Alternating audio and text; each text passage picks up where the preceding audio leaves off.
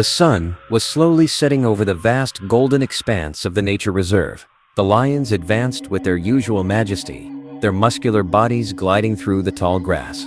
The breeze swayed their manes, and the rustle of dry branches accompanied their gait. Just another stroll in their kingdom, a day like any other, until the sound of metal hitting the ground broke the tranquility. The pride stopped dead in its tracks, as their leader's roar pierced the air, a mixture of fury and pain. The younger lions, normally bold and playful, froze, their eyes, bright as fire, fixed on the source of the sound, and a heavy silence settled over the savanna, interrupted only by the subtle rustling of the undergrowth beneath their feet, and the wind caressing the long golden grasses. The leader, a towering lion with a mane that had known countless battles, was trapped. His hind legs writhed uselessly between the sturdy steel trap attached to a chain, the pressure of the chains creating a form of torture none of them had ever experienced. Blood was beginning to stain the ground, as the pain was reflected in his eyes fixed on the horizon, as if searching for an exit in the vast space he once dominated with his presence. The other lions, initially stunned, began to move, their bodies filled with frantic energy. The younger lionesses, their manes still undeveloped, tried to bite the bars, while the more experienced adult males tried to push with their large bodies, their roars echoing through the air with a desperate rhythm. Every movement was useless, and the anguish grew, palpable in the air. The lionesses, at first still, darted around their leader, their concern evident. One of them, her eyes misty with fear, let out a low roar, as if trying to call her mate, as if it might be possible to bring him back to the fight. But the leader remained motionless, his breathing heavy, and his body trembling. He was in pain, but it was not the physical injury alone that held him back. It was the helplessness of not being able to control the situation, of being vulnerable. As the herd swirled around him, the sound of paws hitting the ground, leaves rustling, and grunts of helplessness filled the air. It was as if the world itself feared the collapse of the hierarchy, the fall of its king. Each lion was a missing piece without its leader, and though they would not admit it, each felt the pressure of being in an unarmed war, surrounded by an unseen enemy. The trap was more than a physical obstacle. It was the latent threat of humanity coming to destroy their world. Meanwhile, a few miles from the site, a park employee named John was preparing to return home after a long day's work. John closed the door to his small workstation and stretched his arms wearily. It had been an exhausting day, filled with reports of activity in the reserve and growing concern about the presence of poachers in the region. Lately, the news had done nothing but show images of hornless rhinos, downed giraffes, and missing lions. The poachers seemed to be gaining ground, and although the surveillance team was doing its best to prevent it, the reality was that there were not enough of them to cover the entire length of the reserve. He started his truck and let the engine roar into the quiet of the afternoon. He was supposed to go straight home, but something inside him was asking for one last look at the savannah before he left.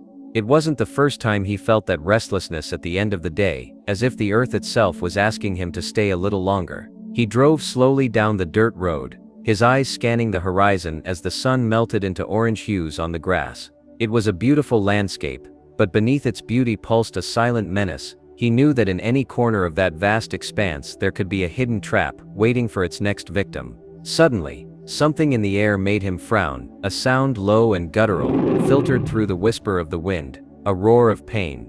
His body tensed immediately, his trained instinct reacting before his mind could process it. He shut off the engine and cautiously climbed down. He knew lions didn't roar like that for no reason. Something was wrong. He walked with measured steps, stepping deeper into the underbrush with his eyes fixed in the direction of the sound. Through the bushes, he made out silhouettes moving frantically. He crouched down and squinted to get a better look. There they were, a pride of lions, surrounding one of their own. Their tense bodies radiated an energy of alarm, and their movements were desperate. That's when he saw it.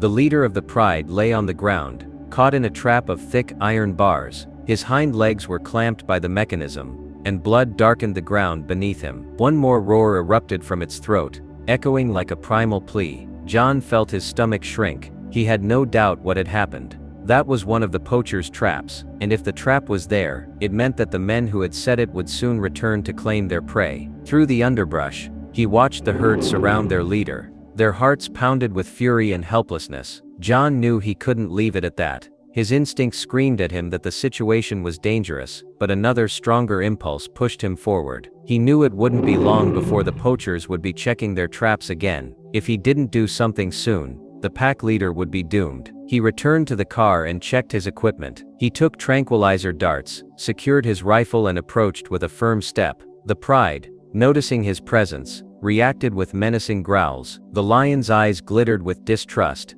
and their tense bodies drew the line between hostility and defense. John raised his hands, showing no intention of harming them. He knew that body language was crucial. He stood his ground, not challenging, not backing down. Minutes of tension slipped by like an eternity, until, little by little, the lions began to calm down. Time was running against him. John moved with precision, injecting a dart at the trapped lion. Its roars faded into an induced lethargy. When the animal was sufficiently calm, John analyzed the trap. It was a sturdy mechanism, with a snap latch and chains embedded in the earth. He could not open it with his bare hands. He pulled out his tools, and patiently began to work on the mechanism. The metal gave way with difficulty, creaking in protest. The herd watched his every move warily. Finally, after a seemingly endless effort, the trap opened. With a final tug, John released the leader's paws. The lion took a deep breath, but the poison from the dart kept him inert. The Pride approached cautiously, sniffing him, making sure he was still alive. John backed away slowly, his heart hammering in his chest. He knew he should give them space. Before returning to his car, however, John began to think about what might happen to the lion should he not heal his wounds properly. So he approached the Pride again, looking closely at the freed lion's wounds. The trap had left deep gashes around its paws, and although the lion could barely move, its eyes reflected latent pain. John bent down cautiously, assessing the damage. His steady hands brushed the animal's skin, feeling the tension of the muscles underneath. To his surprise, the lion did not react aggressively. He held still, as if he understood that John only wanted to help. All around him, the Pride showed its discontent. A few low growls rose among the younger lions, and the ears of several twitched restlessly, their bodies tensed, as if about to intervene. John maintained his calm posture, aware that any sudden movement could trigger a dangerous reaction. Slowly, he withdrew his hands, and stepped back a couple of paces, showing respect for the herd hierarchy. The seconds passed slowly, until the lions, seeing that their leader was not reacting negatively, began to calm down. Gradually, they stopped growling and turned their attention to the wounded lion, as if waiting for his recovery. John seized the moment to return to his car. He knew he could not leave the wounds unattended. He opened the rear compartment and pulled out a first aid kit, quickly checking its contents: disinfectant, bandages, antibiotics. He wasn't a veterinarian, but he had treated enough animals on the reservation to know what to do in a situation like that. With the first aid kit in hand, he turned back toward the herd. His pulse remained steady, his mind focused on the task. There was still much to do before he could consider the night a success. He knelt beside the wounded lion and opened the first aid kit with measured movements. He took out a bottle of antiseptic and poured some on a gauze pad. With extreme care, he gently pressed on the open wounds, wiping away the dried blood and accumulated dirt. The lion exhaled heavily, but did not move. The cuts were deep, and John knew that an infection could be fatal in that environment. He took an antibiotic ointment and gently applied it to the most compromised areas. Then, with precision and speed, he wrapped the animal's legs with clean bandages, making sure they were secure without hindering its movement. The Pride watched his every move, with a mixture of curiosity and suspicion. Some lions approached, sniffing the breeze with suspicion, but made no attempt to stop him. When he finished, John sat back on his heels and exhaled with relief. His job was done, but it remained to be seen if the lion could fully recover. He looked up at the night sky, where the first star was beginning to shine. He knew he should leave before the darkness enveloped him completely.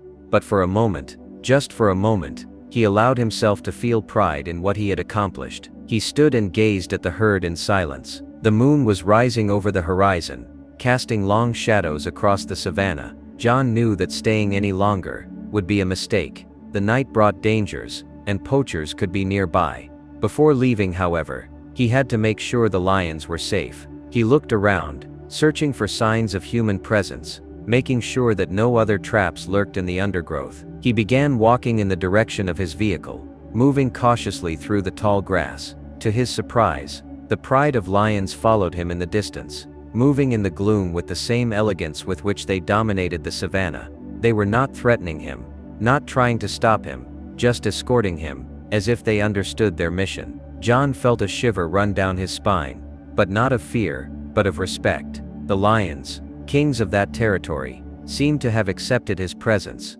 at least for that night.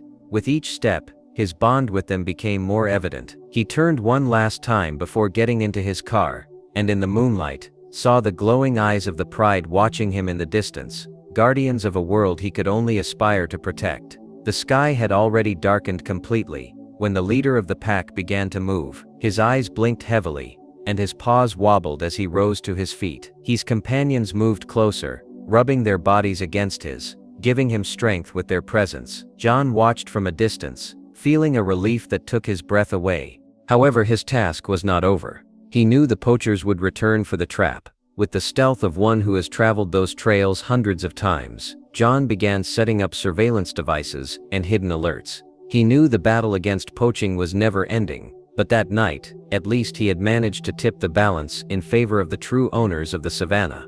The next day, John returned to the place where he had tended to the wounded lion. His gaze scanned the area carefully, but the animal was not there. He frowned, unsure if he should be concerned. He turned around to return to his vehicle, but before he drove away, he felt a glance at his back. He turned slowly, and among the undergrowth, distinguished the silhouette of the lion. It was there, watching him with the same intensity as the night before. There was no hostility in its eyes, just an imposing, almost protective presence. John felt a strange complicity with the animal. He stood still for a few moments, and when he began to walk back, the lion followed him in the distance.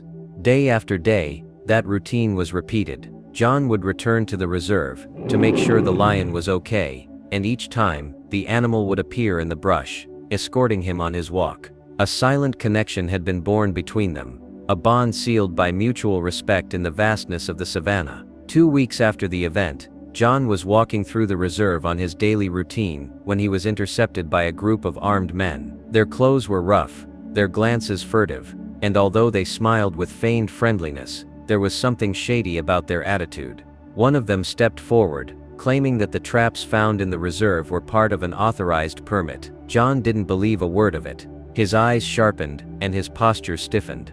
The tension became palpable. John knew he was at a disadvantage, but he was not deterred. Remaining calm, he demanded proof of their claims. The hunters looked at each other, their charade faltering under the weight of truth. The conversation became increasingly aggressive, and danger loomed over John like an impending shadow. Suddenly, a rustling in the underbrush interrupted the confrontation. From out of the bushes emerged imposing silhouettes, golden eyes sparkling in the sunlight. The lions had arrived. They moved steadily and surely, surrounding the scene with an undeniable presence. The hunters immediately backed away, their faces pale with fear. Without another word, they turned and fled, disappearing into the thicket. John watched the herd with a lump in his throat. He knew it was no coincidence. They had come for him, as he had come for them that night. A silent loyalty bound them together now, stronger than any words. The next day, John brought food to the herd. He advanced cautiously, leaving the fresh meat at a safe distance. The lions sniffed the air, their bodies tense at first, but soon they came closer, accepting his offering. From that day on, something changed between them. An invisible bond formed, an unspoken trust that united them. John began to roam the reserve on foot, escorted by the lions, as if he were one of the pride. His footsteps mingled with theirs, and with each journey, he felt his place in that wild kingdom grow stronger.